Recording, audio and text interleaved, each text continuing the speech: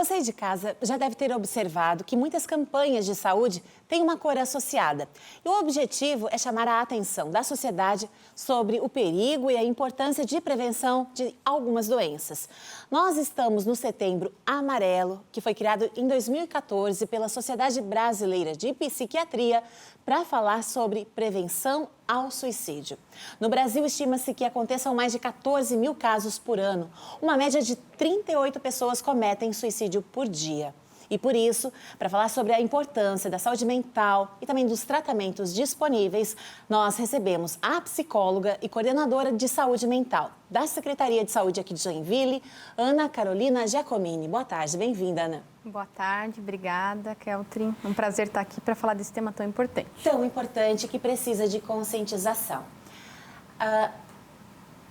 Na vida, às vezes a gente gosta de dar opinião, né? A gente acha assim que uma palavra de otimismo, aquele tapinha no ombro, pode amenizar, pode resolver a dor de uma pessoa. Quando uma pessoa está em sofrimento, né, mental, a ponto de estar pensando em suicídio, não é qualquer palavrinha que ajuda, né? Com certeza. Quando a gente fala em ideação suicida, pensamentos suicidas, não é qualquer ajuda que vai resolver a problemática dessa pessoa. Então, ela vai precisar do apoio de um profissional de saúde, um profissional qualificado.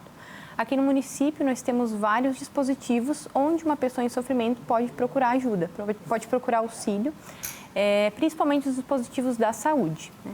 Então, aqui vale frisar, desde as unidades básicas de saúde, que a população comumente chama como postos de saúde, então pode ser atendido por um profissional. Nós temos também os CAPs, que são os Centros de Atenção Psicossocial. Esses locais são específicos no tratamento de pessoas que estão em intenso sofrimento psíquico. E ainda elas podem procurar outros dispositivos que são serviços emergenciais, como os pronto-atendimentos, os hospitais. E nós temos ainda o Centro de Valorização da Vida. É um telefone nacional, que é o 188, muito difundido também agora no Setembro Amarelo, em que as pessoas podem ligar e acessar a qualquer momento. Agora, a Ana Carolina é psicóloga. E você aí de casa, que de repente está passou por teve esse pensamento, ou você conhece alguém que já manifestou esse pensamento. É por isso que a gente está trazendo esse tema aqui para dentro do programa, para saber que você não está sozinho e que você pode sim ter ajuda. E que é importante você se permitir dar esse passo, buscar ajuda. Porque muitas vezes é um pensamento recorrente que você não consegue mais lidar sozinho, né, Ana?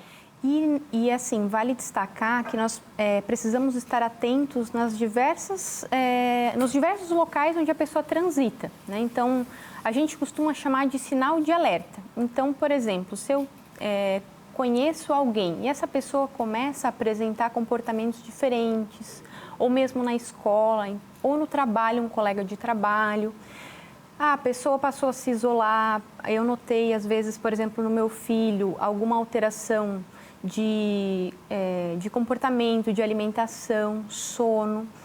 Ou eu noto que um colega meu, um amigo, às vezes, passou a se isolar mais do que ele costumava se isolar, não se interessa mais por atividades que antes ele se interessava. Então, mudanças bruscas de comportamento podem ser indícios de que há sofrimento. E o sofrimento mental ele pode desencadear uma questão não apenas relacionada ao suicídio, mas outras doenças ou outros transtornos mentais que também merecem o cuidado e precisa ser procurado ajuda. Ajuda.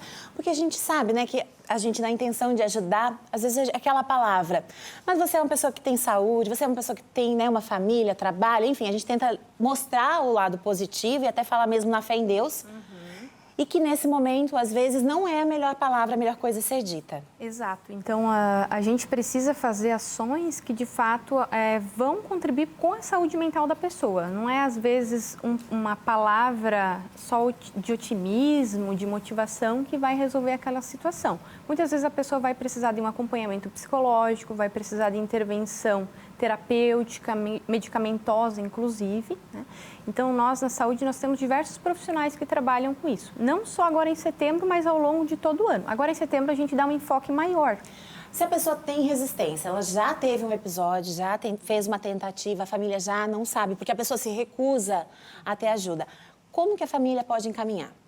A família pode procurar um serviço de saúde pode vir até nós, numa unidade básica de saúde, num CAPS, e acionar a equipe, relatar o caso, demonstrar as dificuldades que está vivendo para trazer essa pessoa para o tratamento, e a gente pode sim fazer uma busca, porque o nosso objetivo é que a pessoa melhore, independente às vezes ela não está com crítica para entender que ela precisa de tratamento. Então a equipe junto da família vai pensar estratégias em conjunto para conseguir trazer essa pessoa para o tratamento. Porque, por exemplo, se a pessoa já teve um episódio, né? Vamos falar de um grupo ali familiar, a pessoa já teve. Os demais, às vezes, não sabem nem como se comportar em relação a ele. Se precisa ficar reforçando aquele episódio, mas você já fez, você já tentou. Às vezes a pessoa não sabe como elaborar isso também, né? É difícil para os dois lados. Isso. Porque a pessoa, às vezes, teve aquele episódio, mas ela mudou de pensamento, mas a família ou os amigos vão ficar preocupados naturalmente. E aí merece também que a família procure um profissional de saúde também para buscar orientações. Muitas vezes a família fica em dúvida de como proceder. Nós também fazemos orientações às famílias. Os CAPs, por exemplo, contam com um grupo de famílias, que é justamente para estar orientando nesses casos. E, gente, olha só, a gente está falando aí de todos os perfis. A gente está falando de homens, de mulheres. Homens, a gente sabe que às vezes tem dificuldade, né, de falar, de colocar para fora, de se expressar. Adolescentes, a gente observa também comportamentos que agora, principalmente pós-pandemia, né? Sim, a gente tem um aumento dos casos e o fato do isolamento social que aconteceu na pandemia, ele prejudicou muito, especialmente os adolescentes. Imagina você que tinha uma rotina, que você estava acostumado a sair de casa todos os dias, a pessoa foi totalmente afetada por esse confinamento dentro de casa. Então, muitos adolescentes ainda carregam os traços daquele isolamento que acabaram desencadeando alguns transtornos de ansiedade, transtornos de humor e que precisam de tratamento hoje. Então, a família precisa estar muito atenta aos sinais e, se necessário, procurar um atendimento. É importante não fechar os olhos, achar que é frescura, aquele preconceito, às vezes, isso passa, isso é como fazer vista grossa, né? Não dá atenção, mas não, a gente tem que dar atenção porque a pessoa, muitas vezes, ela vai dar sinais, né? Então, a gente precisa estar muito atento a mudanças de comportamento para que a gente não ignore e perca a oportunidade de dar tratamento para alguém que tem muitas chances de melhorar. A gente tem muita perspectiva, temos serviços para fazer isso e estamos de portas abertas. E não há nada de errado com você, não há nada de errado nem com o pai, com a mãe, que de repente um filho passou por isso, porque muitas vezes vem essa culpa, né?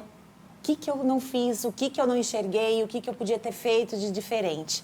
Então, o que está ao alcance da gente é buscar informação, no nosso caso, enquanto mídia, levar essa informação para vocês de casa, mas você que está vivendo um sofrimento ou que está com essa vontade de acabar com essa imagem que você tem negativa. Porque às vezes o teu corpo é perfeito, mas a imagem que você tem não está satisfatória, busca ajuda, faça esse movimento de buscar ajuda.